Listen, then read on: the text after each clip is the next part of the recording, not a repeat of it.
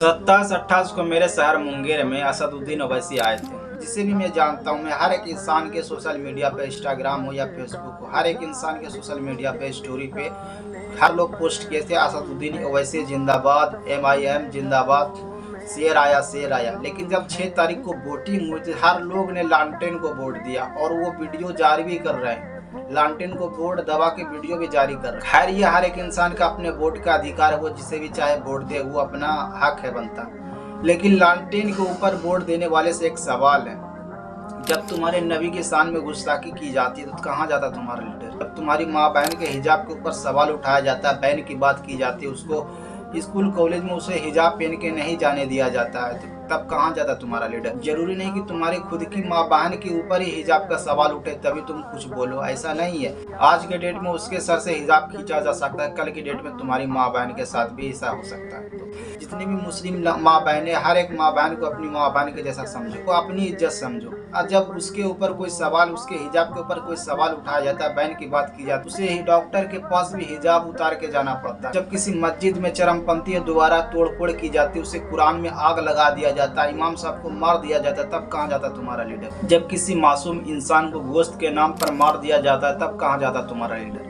जाति धर्म का बात करने नहीं आया। कोई भी जात का इंसान हो, हिंदू हो या मुस्लिम, जो तुम्हारे लिए लड़े, जो तुम्हारे लिए बोले, जो तुम्हारे लिए हक की आवाज उठाए, तुम उसको सपोर्ट करो। जब तुम्हारे नबी के लिए वो कुछ नहीं बोलता, तुम उसको सपोर्ट क्यों करते हो? तुम उसको वोट क्यों देते हो? जब तुम्हारे लीडर से आइला मोहम्मद के बारे में पूछा गया, तुम्हारा लीडर का जवाब सुनो। आई लव मोहम्मद का सर विवाद छिड़ा हुआ है पूरे देश में सर। आई लव मोहम्मद का, उस पर आपका क्या सर? मेरा ध्यान बिहार में भी एक सवाल। और जब मेरे रसूल के बारे में बोला जाएगा तो तुम सब गूंगे बन जाओगे, तुम कुछ नहीं बोलोगे। जिसकी वजह से हम मुस्लिम हुए, जिसकी वजह से हम कलमा पढ़ना सीखे, जिसने हमें अल्लाह का सही पता बताया, जिसने हमें ईमान पे कायम रहने की तौफीक दी, जिसने हमें नमाज पढ़ना सिखाया, उस नबी का जब जिक्र तुम्हारे लीडर से किया जाता है तो तुम्हारा लीडर तुम्हारे नबी का नाम लेना भी पसंद नहीं करते। जब तुम लालटेन के ऊपर उंगली धर के बटन दबा रहे थे, तब तुम्हें शर्म नहीं आती कि मेरे नबी के ऊपर कुछ नहीं बोलता, कि मेरे हिजाब के ऊपर कुछ नहीं बोलता? तब हमारे मुसलमान भाई को गाय के नाम पे काट के फेंक दिया जाता तो तुम्हारा लीडर कुछ नहीं बोलता, तब ये इंसान कुछ नहीं बोलता। लेकिन फिर भी तुमने लालटेन पर वोट डाला। जो तुम्हारे लिए लड़ाता है, तुम्हारे लिए हक की बात करता है, उसको तो तुम बी टीम बोलते हो।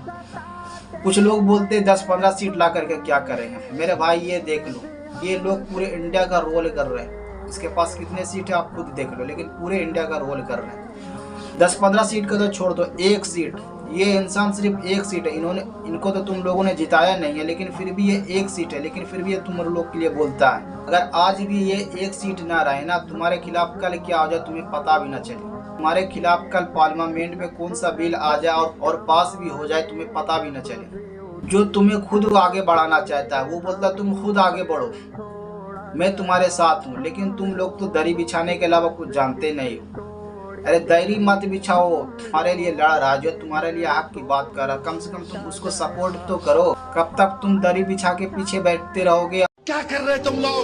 क्यों कर रहे तुम ये? क्या हो गया तुम लोगों को? क्या तुम फलस्तीनियों की तरह बर्बाद होना चाह रहे हो? बोलो, क्या तुमको दिख नहीं रहा है रात में तुम्हारे क्या हो रहा है? और तुम किसका नाम लेकर नाच रहे थे उस दिन? जो हमको हशर के मुंह की सिफात से हम जहन्नम में नहीं जन्नत में जाएंगे। नौजवानों, तुम क्या गले में गिर रहे हो? बर्बाद हो जाओगे तुम अखियारों की तहजीब को अपना रहे हो। तुमको फख्र नहीं है तुम मुसलमान हो? तुमको इस बात का इत्मीनान नहीं है कि मैं मोहम्मद सल्लल्लाहु अलैहि